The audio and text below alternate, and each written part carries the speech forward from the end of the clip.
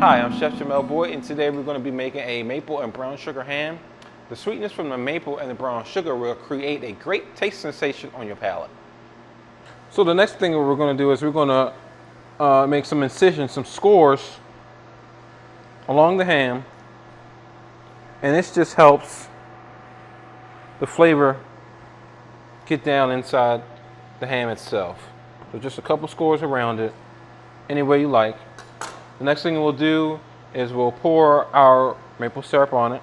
Start from the top and then just let it kind of like go down the sides in a spiral fashion. Then we'll just take our brown sugar and we'll just sprinkle it on. Kind of went everywhere. Don't be afraid to like kind of paste it on there.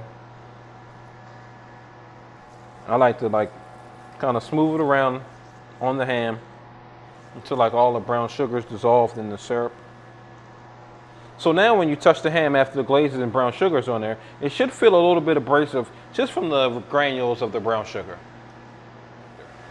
Okay, so now after we glaze it, we'll put it in our 350-degree oven. Okay, we'll let that cook for 35 to 40 minutes. After we pull out the oven, we'll take it to the table.